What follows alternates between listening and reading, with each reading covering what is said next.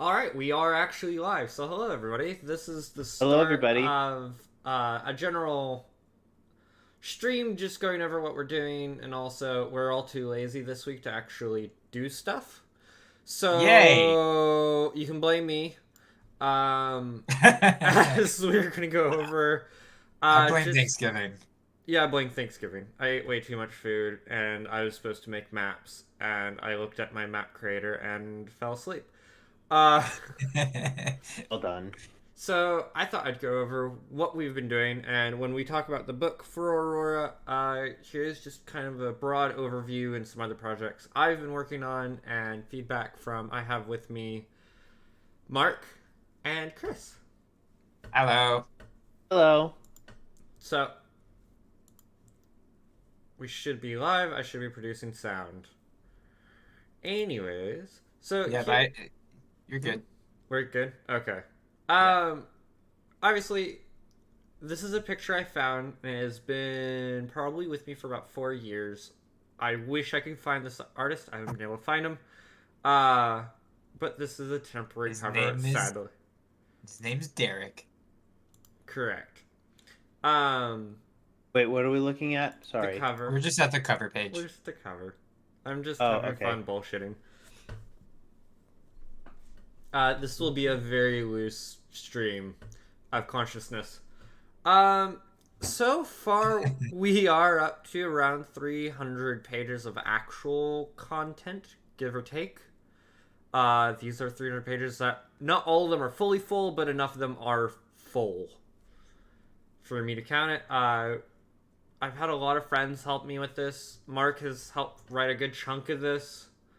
I've been doing all the fluff. Mark generally covers what he can on the general technical stuff, just technical writing, because I'm trying to obviously build a world and can't keep up with it sometimes.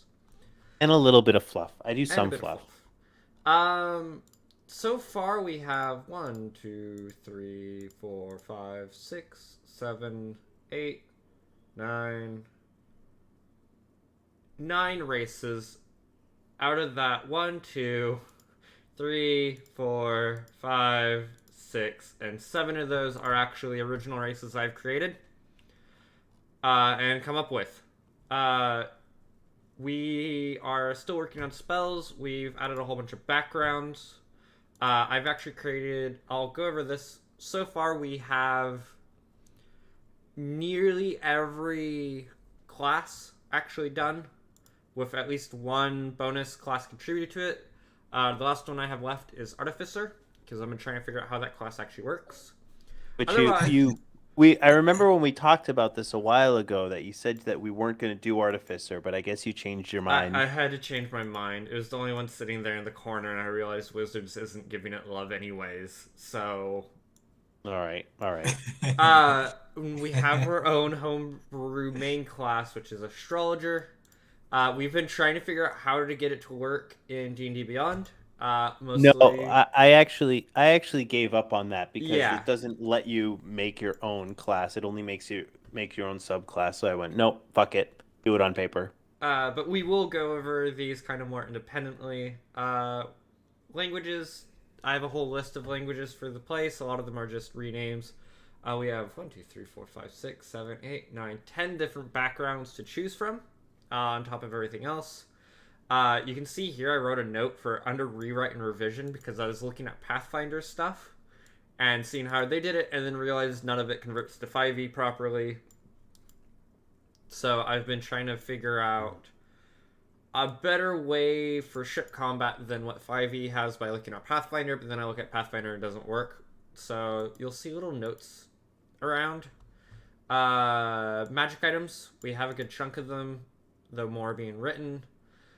We have 42 gods in Aurora, and I'm not going to go over them individually in this stream. Maybe one day I'll sit down and just bang out 10-minute videos for each of the different gods, or at least do like pantheons of Primordial, Forgotten, and Invading. I think that'd be kind of fun. Data life, how Zodiac works, travel, all the different planes. So I actually did quite a bit of work on how planes work for Aurora and the Greater Spheres. All the major places, organizations. There is a small bestiary that is not the main bestiary or monster manual for Aurora, but there is a good chunk in the back. And these are all my notes in the bottom and all my formatting. If people are interested, I'm more than willing to share that. Any feedback from you guys so far? Well, it looks like you've added a lot of stuff since the last time I looked at all of this, so I got my work cut out for me. Yeah. Here's my general introduction. I've probably done this introduction about 5 different times now. I've had friends edit it for me. I've had thousands, probably done 5,000 words there, and it's barely 2 pages because I've completely rewritten it as the history and lore has changed. Character creation, races. The original race that ever came up with this was actually the Ashen. The Ashen and Dragon Blooded were the first 2 races for this world. That makes sense. And sadly, they get no love. Well, I always say is if Noodle ever actually dies, I would be a dragon blooded next. That is fair. At the same time, I'm not sure. Like, I thought kill we my managed to character, give him. please. I thought we managed to give him some love. They have love, just not as much as Corbourne, which was made for one of my players in a Pathfinder campaign I was running. And I'm not gonna lie to it. you. Wow, that's rude. Corbourne is fucking cool, is all I have to say. I guess Yes. also the rodent folk maybe get a little bit more love, but I took a special interest in them. The rodent, the Nezuim or the rodent folk were Mark's child. Absolutely. We originally- in all of this. We originally had 7 subclasses, but then after talking it out, Rain and I decided to tone it down, and maybe for an Eastern Lands supplement, we could have the rest of them. So we have That's 3. What I was thinking. I was about to say, like, a lot of them are missing. Yeah, no, Yeah. there was 7 of them, and I'm like, Mark, we can't have more than 3. They're not even a major race in the area you guys are in. Auroran Ice Elves, also known as the Shelver, is a variant elf race that I came up with because I didn't like the idea of elves always being stagnant, but I also like the idea of every time I've read a story, elves are the dying race with no real reason being given besides, humans. So I came up with the reason of you're no longer blessed, have fun, and actually having hope for the race to come back. Corbourne, as I said, was written for a friend who's like, oh, I want to play an android. We were looking at Warforged, and I didn't fully like the flavor of Warforged, to be honest. I love Eberron. I love how Warforged are. One of my favorite characters I've ever had was Alm, the Warforged War Priest. Ah, yes. Daddy Alm, as some people, because he acted as the dad to the party, and was Yes, that's the tanky reason. as fuck. Uh, I loved actually working on the Corbourne. It was such a great little... How do I twist being an android and being a robot? And the whole entire idea was if you were Fleshborn, you were more of an android, but if you were Steelborn, you were basically able to optimize and customize yourself as needed. I really wanted each of them to feel independent and of how they feel and act. Stoneborne, I'm running a game actually right now, and one of our guys is playing a Stoneborne warrior or fighter, and he loves throwing rock on himself as, like, he's like, I fixed myself, and he's just throwing rocks on his face. Heal. Yeah, that's pretty legit. And I'm like, that's technically how they heal, and lore-wise, that's why they were made. Yeah. I mean, I feel like Stoneborne Stoneborne are would be great that way. for a fighter or barbarian. Yeah. Dragon Blooded was actually the first race, and it was based off a character I had, which would eventually lead to Oath of the Guardian Paladin, and the Speaker, Sorcerer subclass, came from the concept of this character was protecting a girl who was the princess of the royal family, but the whole entire thing is the royal family was trying to kill each other all the time. I had this concept since I was 14, so about 13 years ago, 14 years ago now. And that was kind of the start of Aurora. Because I wanted to, like, dragon-esque type people, but at the same time I didn't want... I am a dragonborn, and I look like a lizard man dragon. I was like, no, I want to go back to old Nordic myths. I feel like I'm being called out here. Well, you have fun with being called out. I'm just saying. I like the more draconic features, but I do appreciate once it's softer too. Yeah. I also liked this image a lot later when I was finding stuff. The first one and the second one I think fit really well. We originally only had chromatic and metallic. I remember me and Mark going over that, and then we realized Gem was coming out with Fizzband's, whatever it is, Fizzband's guide of blah blah blah blah blah.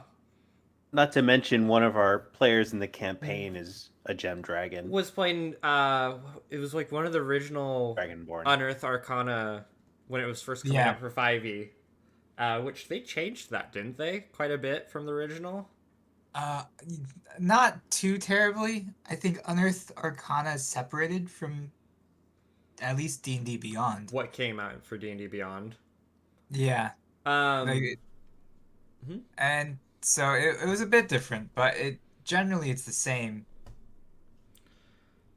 And then what we haven't introduced yet to the main campaign is the Primal Dragons, which are just basically elemental dragons that are older, stronger, but also more feral, more creature-like than intelligent, which you'd get from the rest of the dragons.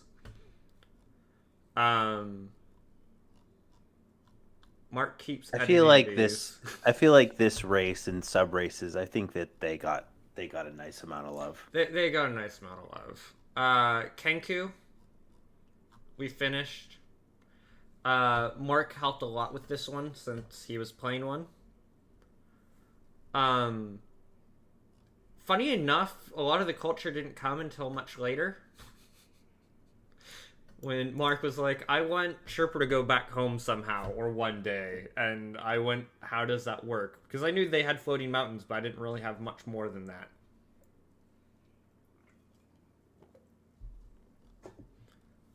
And here you see the Windblast Kenku variant. We used to have a thing here that was for Pathfinder, because one of my groups wanted to play one.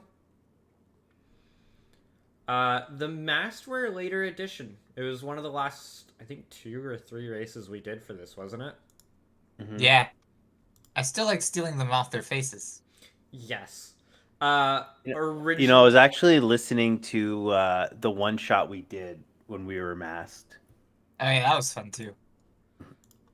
That was actually, I think, one of our best viewed episodes too, funny enough.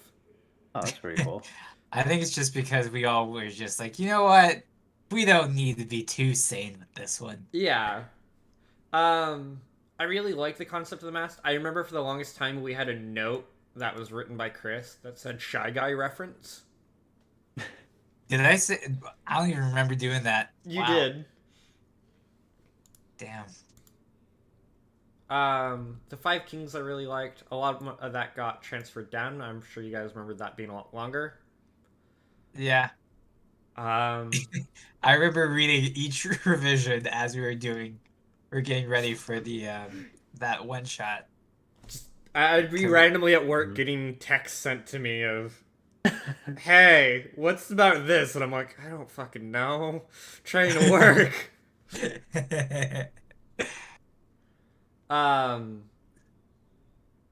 And they'll probably go through, honestly, another rework at some point. for their culture, but I think I've got a lot more. Here is Mark's child, the rodent folk, aka I started with the idea of the Nezrim.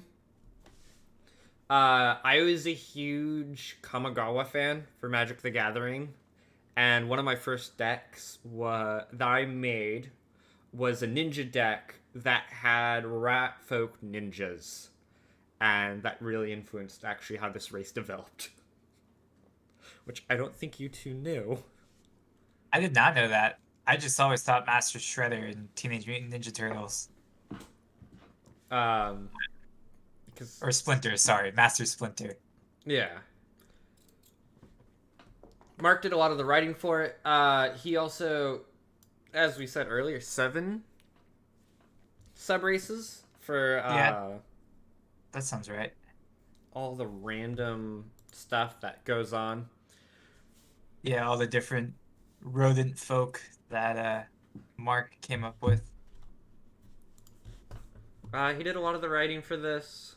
I edited some of it just to more fill out what I know of the world. We have our basic rodent folk, our mouse folk, our rat folk, and squirrel folk. I still think squirrel folk's absolutely cracked. Is So this is a race I actually started that's been stuck in my head for a couple years now, to be honest, of Sirens. I absolutely love the concept of Sirens and how they work and why. And I had a friend who wanted to play a bard in one of my games, and they wanted to know what the best race would be for that. And I was like, well, you know, the Sirens are a race there, and all these different things, and da-da-da-da-da, and ended up coming up with the Siren race. And as you can see here, I haven't done a lot of their quote-unquote lore as much, but I know what needs to go there. I just need to write it. Okay.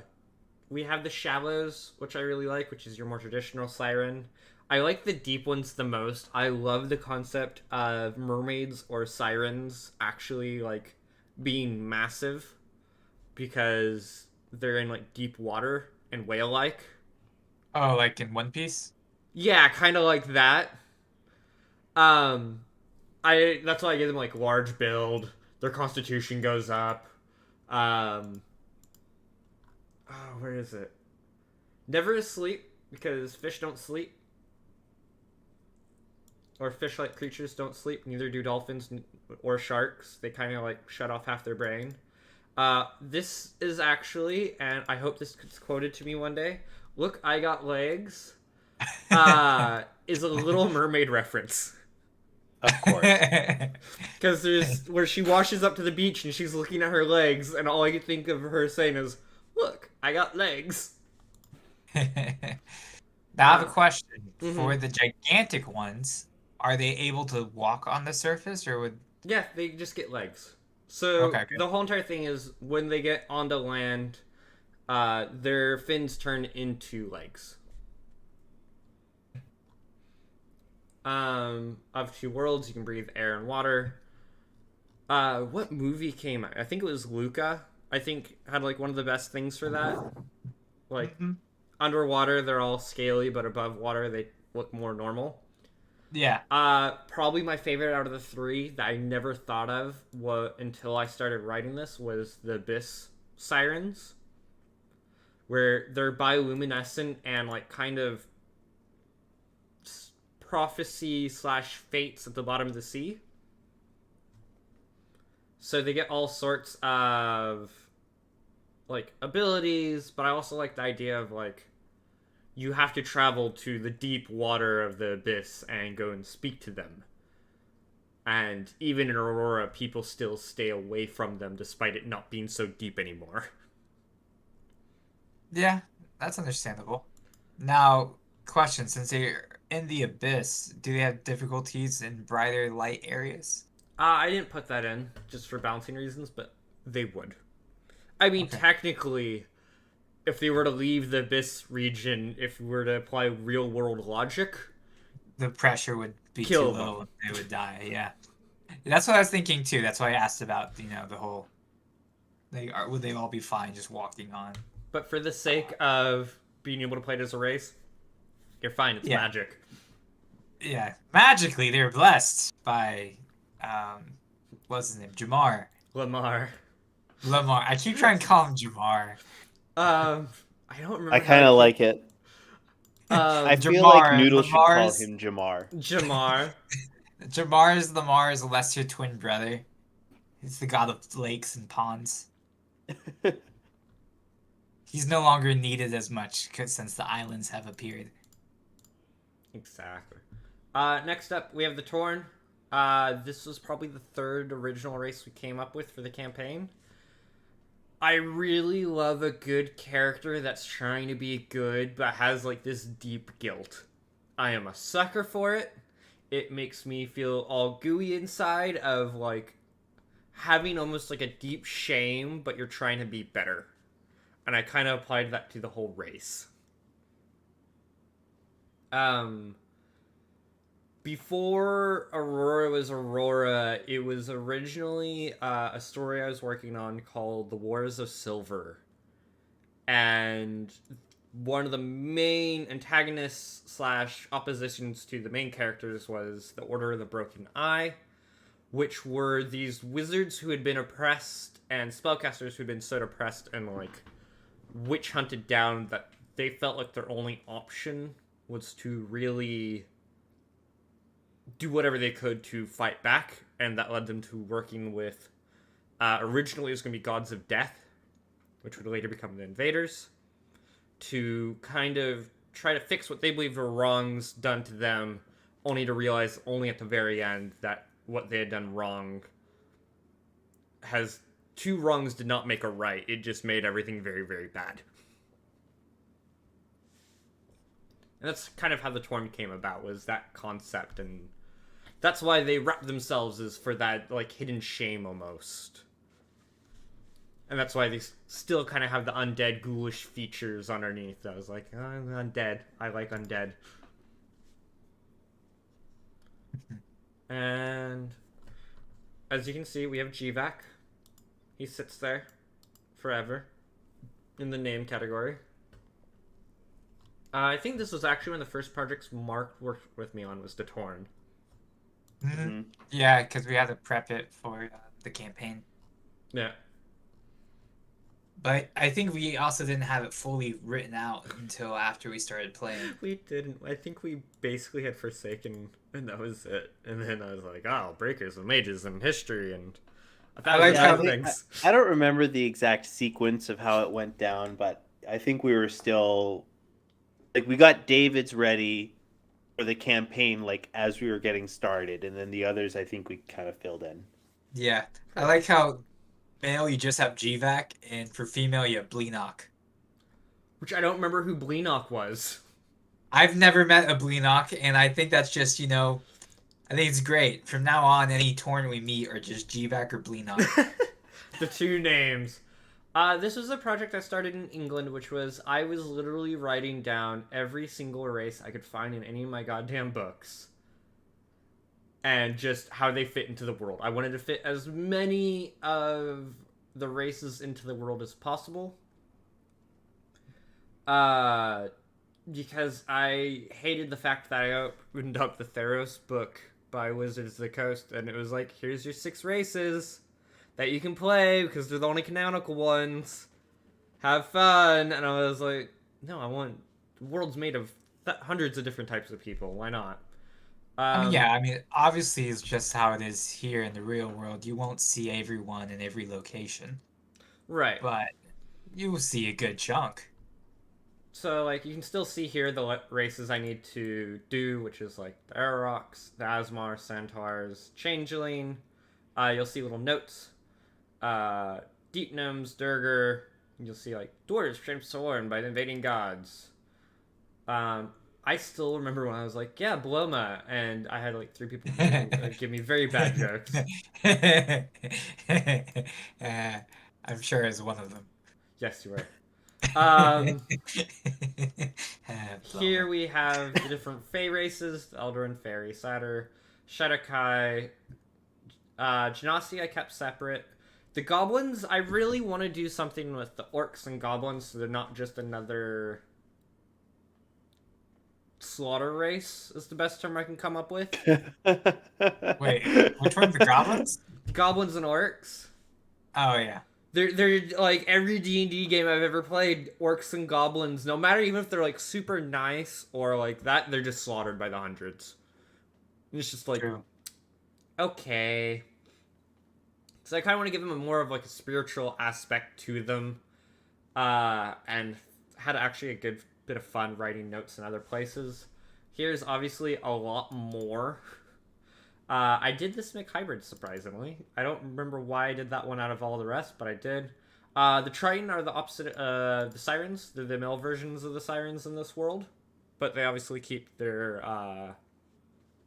Triton stats that you'd get normally. Oh, Yeah, the interesting. male Okay. Sirens are the females, because Lamar couldn't figure out how mortals worked, and he based them off fishes. Oh, that makes sense. Lamar is kind of a mixture of Poseidon kind of just being a complete bro and like out of it in most of mythology, and with the arrogance of Zeus. Is how I've kind of always viewed him.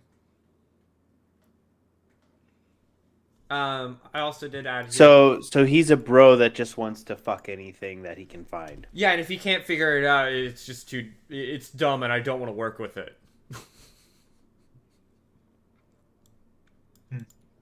Yes. I added a thing here for unique, so if anyone ever wants to homebrew.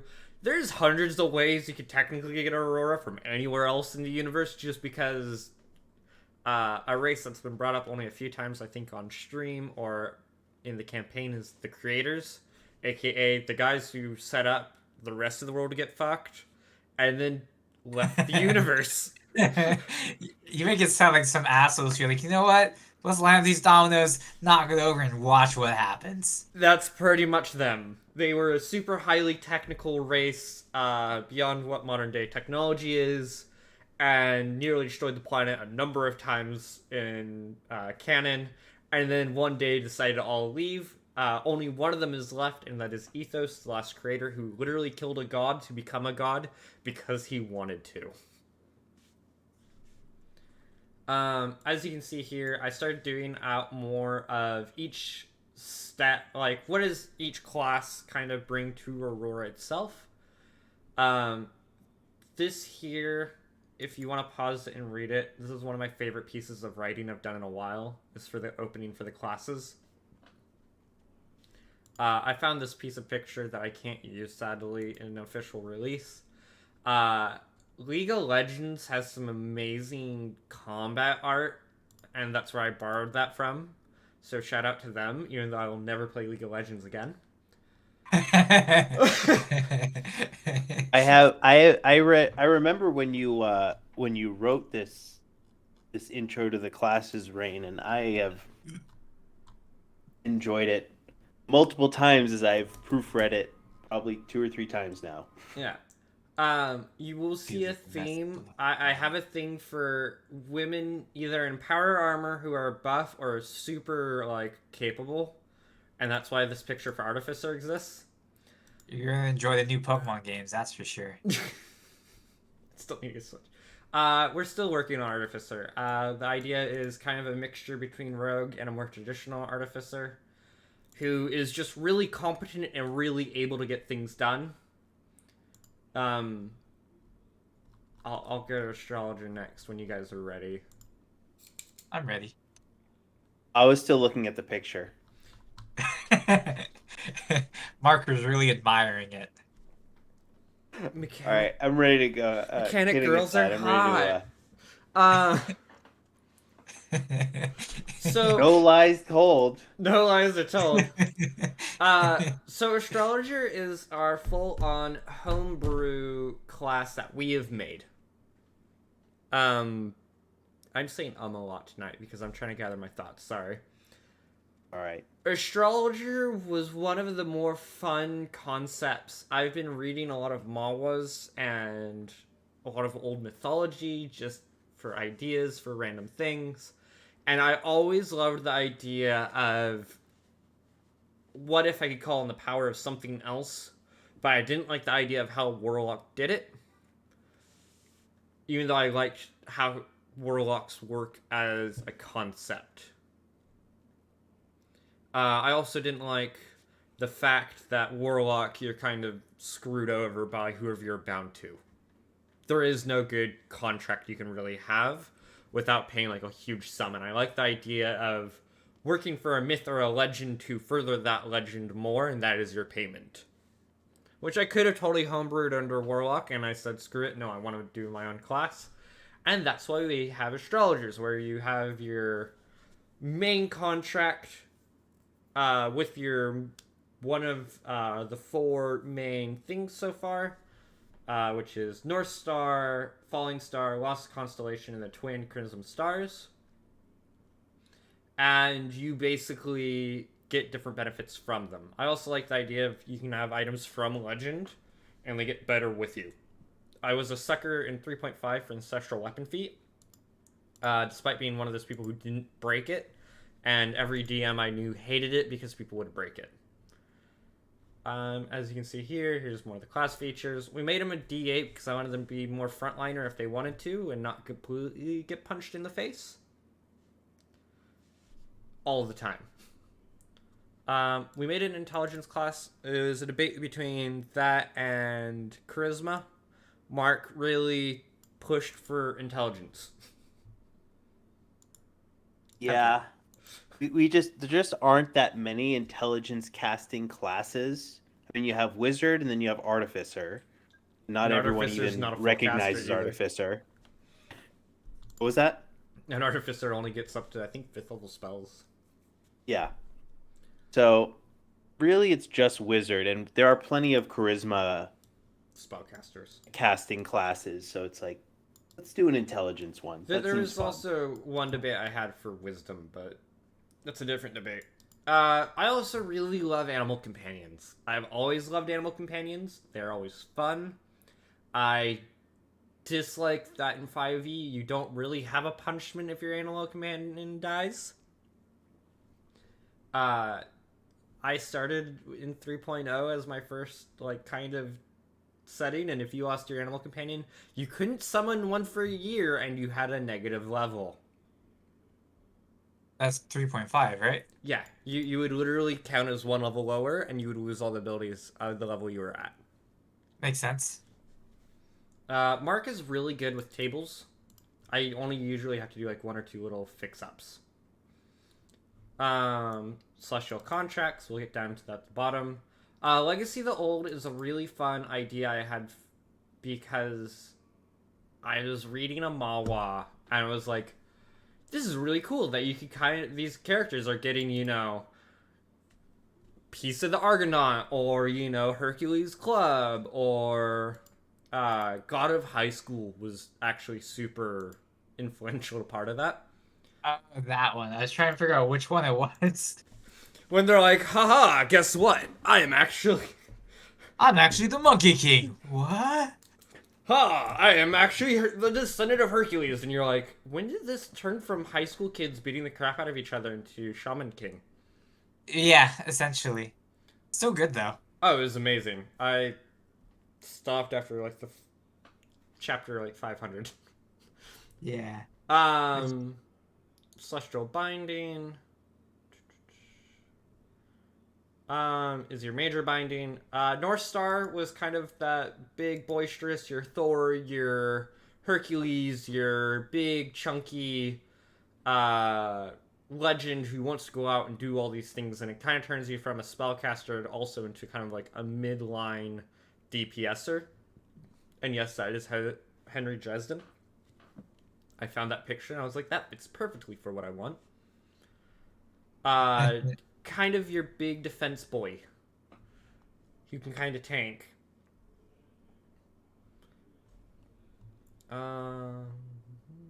Mark helped a bit with this. Falling Star, I wanted to like your Aphrodite, your Helena Troy, your, great seducer of men, or, uh, what's the term? Femme fatale? Yes. Like, but also at the same time, I also like the idea of just some chick coming up and destroying everything in front of her because she's displeased. Just everything's gone because I said everything's gone. Rain has a very specific kink. I have a couple. There's a reason my girlfriend was a mechanic. He still does construction. I'm like, hi. Anyways. Well, hello there. Hello. And she's like, I am gross right now. I'm like, yeah, but you're hot. Lost Constellation was actually my favorite so far out of these. Just because I like the idea of making a contract with Cthulhu and getting superpowers from it. I also like classes where you have to spend something to get something. I made this a bit more closer to your traditional Warlock, but in terms of like, I get X, Y, and Z, and I give you this many hit points. Like, I'm actually giving up lifeblood for it. This one kind of probably needs to be slightly... You'll see notes across Astrologer as I've talked to people on reworks and rewriting things just as we playtest them. This one probably is one of the most fleshed out and balanced, either this or the North Star. The Twin Crimson Stars, I have to completely rewrite, and I'm sad. The whole concept... Oh no, why do you have to completely rewrite it?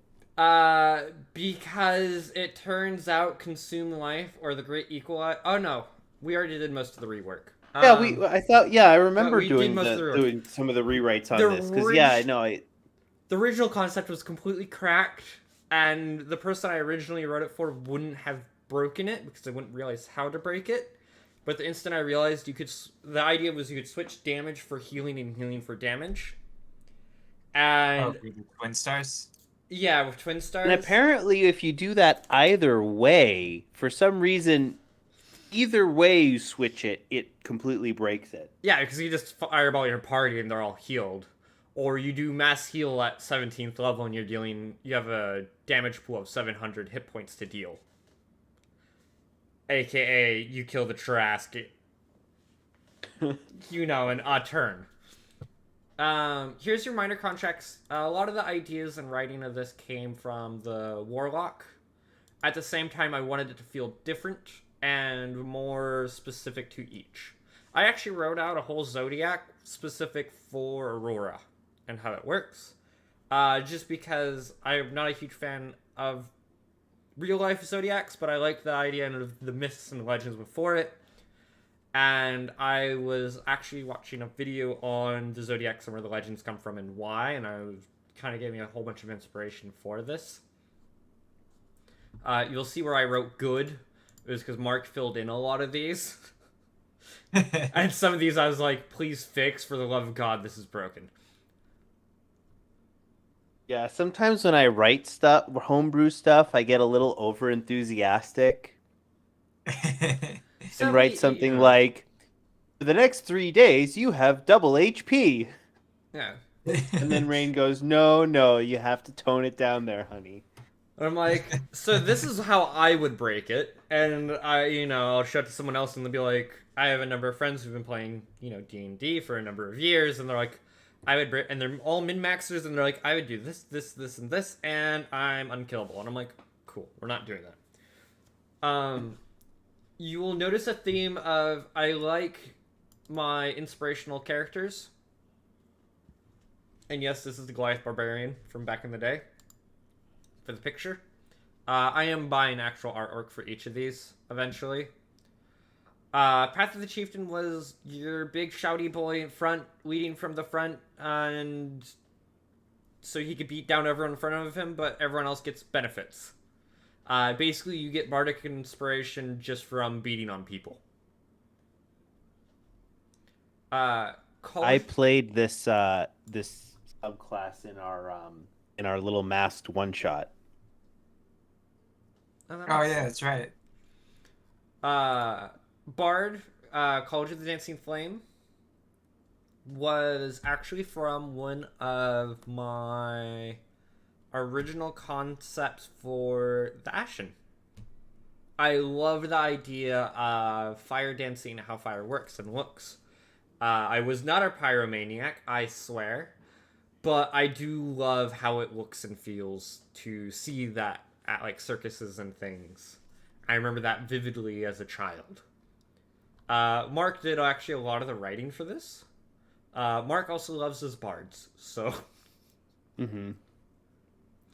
I believe I used this subclass in the State of the War mini campaign, which is also one of our really good episodes. Surprisingly, that did well, or at least well enough. The Cleric Kentucky domain, I'm a sucker for history, and I love classes that deal with history. That's really all it is. It's you get a whole bunch of benefits on trying to figure out shit. Because I usually write way too much for my players, and they see about 5% of it sometimes. Yeah. Circle of the Sky was just to keep with the idea. I love... I'm probably one of the few DMs who actually likes combat in the sky. I like it when my players fly, and I like it when I have creatures that can fly. I love 3D combat, despite it not being very well represented too often in D&D. Grace of the Wind, Grace of the Clouds. Ghost Knight was from one of our friends. He was on for a while. His name's Preston. And this class is kind of our cool idea at basically being edgy boy and anime protagonist who has had way too much coffee. I think that's an excellent way of putting it. And anyone who plays this class has to have a color hairstyle. Yeah. Can't be anything basic like brown or black. Which, yes, Preston, if you watch this, I am calling you out because you're the one who came up with this, and I know your aesthetics. Honestly, I think if you play like Ichigo Kurosaki, he'd probably have to be a Ghost Knight. Yeah. Monk of the Way of Storms. I originally had a whole bunch of ideas for this, and me and Mark kind of worked back and forth on this because he liked how Monk looked. Stop moving things. Alright. It's throwing off the rest of everything else. Oh, I see. Paladin, Oath of the Guardian was one of the first, and I am actually a major sucker for Paladins. I love Paladins. I like how they feel. If I was probably in a D&D campaign, my actual alignment would either be lawful neutral or lawful good. I love the idea that your identity is not based on, like, I am good and only good. But, like, my duty is my loyalty to my person. And that's why they get all these different abilities that basically make it so you're the perfect guardian. Ranger, I started with, and then Mark took over a lot of it. And I basically gave pass or not on it. I cleaned up a lot of it. This is when Mark first started writing a lot of the D&D content. Because I believe the original winged mount table down here that you may see was 1 through levels 20 individually. Yeah, it definitely made it went through a few changes before we simplified it to its final form. So Rogue is another. I like Rogue. I like the idea of it also having a little bit of a bardic aspect with being a captain. This one might be changed to a later book, or we might keep it. I haven't decided. You only sing sea shanties. Yeah, and sea shanties. I kind of want to go play Assassin's Creed Black Flag and then come back to this and see how I can change it. Soul the Speaker is probably one of the first 3 classes I came up with for this. I love the idea of wild magic. I hate how it plays because it's random. I like the idea that you say something and it screws you over somehow because the DM's mean and monkey paw. But I also like the idea of like words have power. Warlock here. Does it not have a name? It's blood. I think Sunny the Unicorn turned him off of wild magic as a final straw. Pretty much. Here is our blood warlock, or our pact of the blood, and the invading god of the warlock patron. I had to go read how 5e did warlock about 4 times to fully understand this. I think we did a decent well by the end. The whole idea is I love the idea of basically bleeding out your opponent and being one step ahead of them, as well as you getting all sorts of weird I heal myself and I hurt you back. After that we have the last one, which is wizard. I am a sucker for rune magic. Obviously, most of these I'm a sucker for because they were my first ones. But I like the idea of laying traps and thinking ahead. And this originally went from like Dwarven rune magic to programming and coding using magic, is what it kind of turned into. The amount of arguments this one actually sparked amongst a number of people in the group was quite entertaining. Because it was like, no, I think it should be this way. Oh, I think it should be this way. And I was eventually when I like the idea, you have a little friend. And it is your living, you have your spell gem that eventually talks to you and is your spell book. Question, just for a possible future character idea. Could you multi-class rune magic with a fighter and then also use runes to accelerate your weapons? That was actually something I was looking at. Adding was actually improving magic item creation or temporary enchantments is what I was going to call them. Yeah, like I was thinking like you could have temporary like multiple different runes. Sort of like, I guess if you ever watch like the Fate series, when you see them doing different shit like that, or like in I was thinking about doing stuff along that line, just because I think it would be fun. To be honest, I did obviously. You may I don't know if it'd be like bonus actions, or depending on how strong the rune is, you may have to have them wait a turn or something. Yeah. I did like the idea. I added the language runic, and it is just coding. That was how I thought of it. It was like, I have a lot of friends who programmers. Yes. I tried learning programming. I hate it. The great language Python. Exactly. I was like, yes, coding. F me. I did all the languages for Aurora. I split up primordial. Or primal. I don't like it that it's all 4, but I did keep it. I created a whole little rule system up here of how how deciphering languages works. Just because I don't understand how you can understand Orc, but you wouldn't be able to pick up on Goblin somehow, since they're nearly identical. The accent. It's like just because you speak English doesn't mean that Jamaican's not hard. Right. So I added a thing here of you can decipher a language with an intelligence check. Just +5 for every point or every, degree away it is. So if you know Primal, it's, DC 10 to understand Terran, Aquan, Orin, and Ignan. And, how they all mixed and languages mix, because that's how languages actually work. Mark did the majority the backgrounds.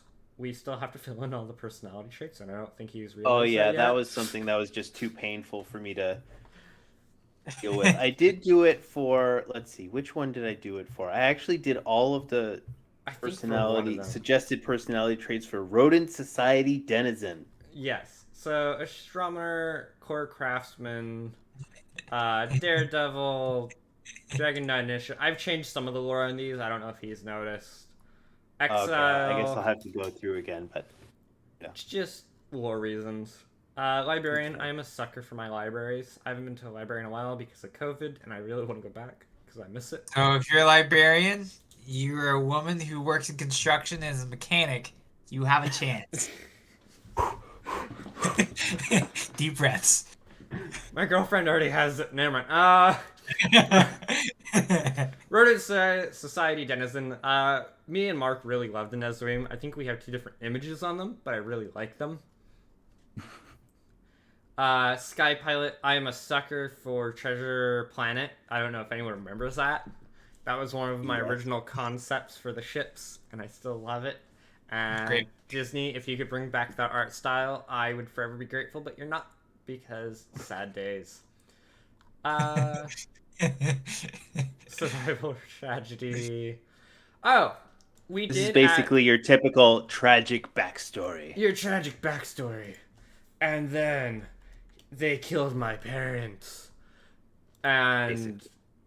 I still want to play a character that still has their parents, and they just fucking like, you do well at the dungeon, son. Thanks, Mom. Thanks, Mom. Here's the spell list for Astrologer. If anyone has any questions, I'm more than willing to send you this. I need people to play test stuff. Here is the list of spells that we're actually adding. Minor Runes, Speaker's Blessing. I'm not going to go through these individually, but the idea is we're going to go all the way to level 9. For a lot of these, we're filling in. I tried going as much from the bottom up and learning things. Feats. We do actually have a number of feats. How many feats do we have? 1, 2, 3. I remember like one day, like 7, 1 or 2 days, I just like went to town and did a bunch of work on these. Yeah, we have 10 feats. Equipment, I hate doing. But I did add a whole bunch of ships, and I still need to finish these. For anyone who's wondering, Jet Yacht is what they're currently writing. As you can see, each part has different things. Solar Skiff is the next one I'll probably fully do because I like it. As you can see here, this is me working around and playing around with ideas for upgrades and enchantments for your ships. So there's actually stuff that you can do to it instead of it just being there. Oh, sweet. Yeah. I am working currently on how cannons work and the different types of cannons for grape shot, chain shot. Grapple shot's probably one of my favorite, and technically it didn't fully exist, but I like the idea of shooting a giant ballista shot into someone else's ship that's just connected to rope, and you can pull them in. Crafting. An injection knife was, I think we were having something in the group chat, and I just started coming up with everything that you could do with this knife that basically shoots the blade into you. Oh yeah, we're talking about what happens if you put like 60 something PSI into someone's veins. Yeah. Oh yeah, that's right. So the And that's injection knife. There's 60 Yeah. gold, 1-use items, 1d4 piercing, 2d6 cold, 2d6 force damage. One use. Honestly, I feel like as there's so many character ideas I have. Like I could play a masked rogue who only uses injection knives, and he steals so he can, resupply whenever he uses them. Because they're expensive. The other one I'm working on is switch weapons. Basically, weapons that are 2 types. If anyone's played Monster Hunter World or any of the Monster Hunter games, think the switch axe. But I want to do it with more things. Like, I like the idea also, I was looking at weapons that were also guns. Oh, like in Final Fantasy? Like in real life, where we had axes that were also blunderbusses. Makes sense. Magic items, a lot of these you'll notice are from the campaign, Pill of the Earth, Bow of the Hunted Sun, Feather of Favorable Wind. I had to look up different types of wind conditions and what is considered a hurricane and not for wind speed per real life. Yeah. There's going to be 20 of them. I think we're up to 14. The Ring of Dimensional Storage was an idea I borrowed/stole from old stories of Chinese cultivation. Because they wouldn't have bags of holding, they'd have rings that would store stuff, or bracelets. Makes sense. Robe of the Wanderer was one of my favorites, just because it's like, hey, if you're, a mage or something, here's some slightly better armor, and also makes you slightly more sneaky.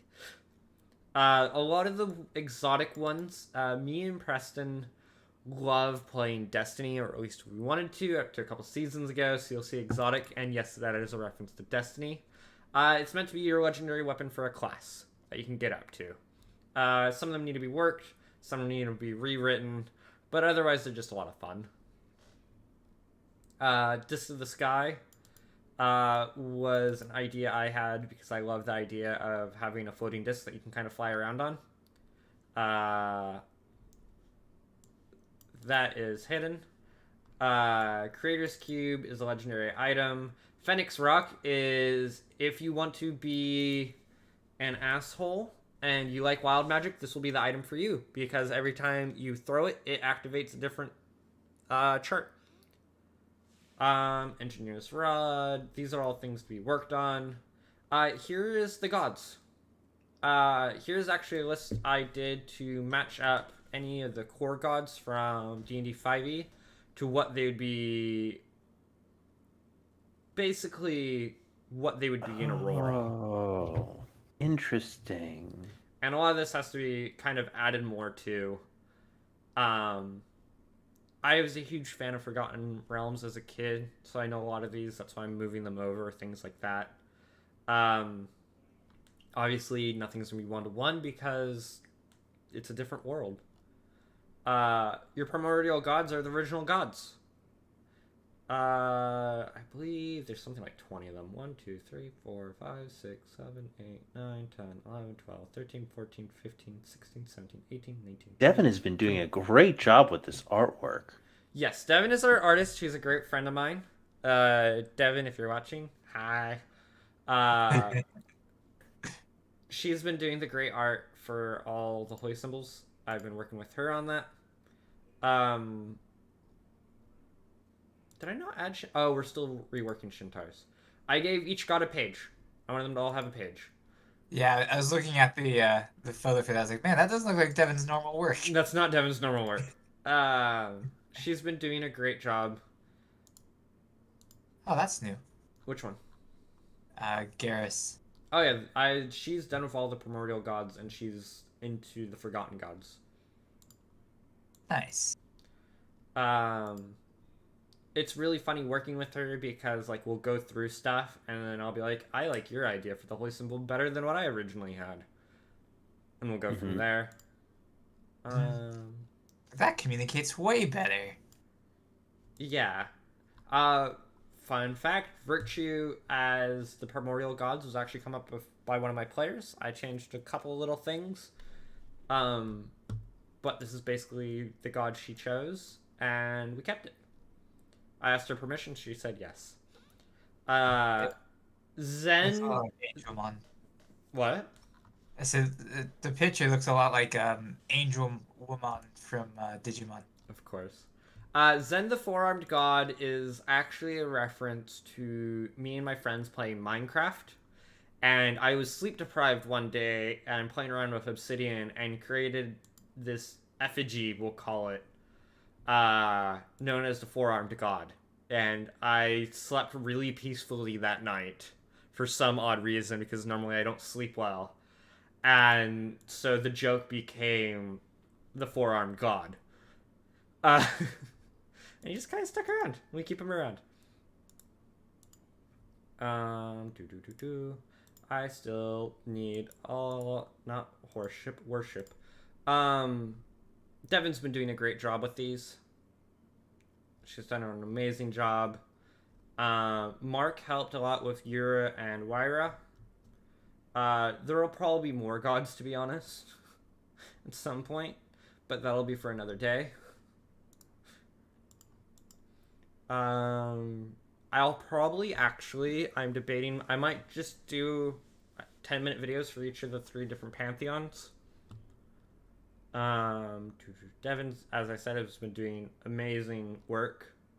The Forgotten Gods are the gods who died and are still kind of worshipped, but have very little power now. I still want to steal Verams' kind of symbol and put it as artwork for a CD one day. A lot of these originally had like a single sentence, as I'm sure some of the players remember. Mm-hmm. Or things from the players, such as Mole, who David, aka GVAC, wrote down at the bottom of Harder Mommy, or something along those words. Letimus is still one of my favorites. I don't know why. I love the concept of this really cowardly god who did one great deed and is the reason why she's still kind of still around. And here's Virtue, as she originally was. I wrote out a whole entire thing for her, for my friend who basically wrote the other version of her originally. Here's our invading gods. Do you guys remember what I wrote for the invading gods at certain points? I mean, I I remember some stuff. I probably couldn't recite it verbatim. Talmar, I believe his original line I wrote was "Knieving asshole." Knocker was Honestly, I feel like that was Mommy. Nami Mommy / horrible bitch. And that's when I started getting the ideas for the children. I really wanted them to play kind of an aspect into it. Nakara, as you can see, these guys don't have their symbols yet. Devin's still working on them.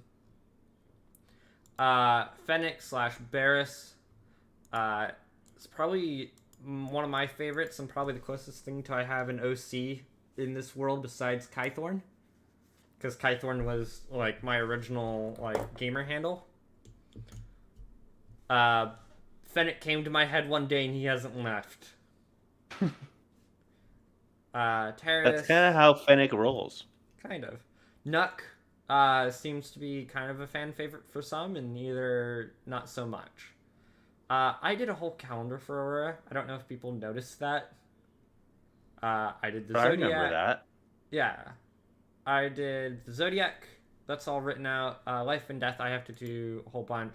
As you can see, this is where we start getting into like less and less. I did a whole thing one night on the different monies. How magic travel, the different types of aerial terrain, aerial travel, ship travels. If you go down, you can actually see the effects of wind on flying creatures, Mark, if you go where I'm at. Okay. Yeah. With their different types of speeds. I'm one of those players who really, and DMs who really likes having more things to play with than not. Now, question: if you have a dragon big enough, do you think it could split a hurricane? Flying creatures. I mean, if you had a dragon that was like, you know, hundreds of miles in its wingspan, You guys are both talking at the same time, and I could not understand either of you. Go where I'm at, and you can read it. Okay, let's see. Okay, I mean that's fair. And here's all the different types of planes. I wrote actually a lot on these. All the different areas for each god or pantheon. They all kind of had their own thing. The world and its different structures. Just lots and lots of writing little things. The only Finnish continent we really have and we haven't played in is Eastern Continent, which will probably be one of my later campaigns and books that I want to do. Which has a whole type of caste system based off ancient India and Japan and how they worked, because I'm a sucker for history. As you can see, this is all written out. The Dragon Empire, funny enough, is not fully done. I see marks ahead of me working on things. Mark. Hit. The different cities. You can see where I've been working on stuff. Anything you guys want to fill in? Nothing comes to mind at the moment. Here's the Torn. I've been working on maps and stuff for all these. The Outlands is a place I haven't seen yet. Neither have they seen the Elven Democracies, which are like frozen capitals of the North and South. So Canada. Yes, or the North Pole and South Pole.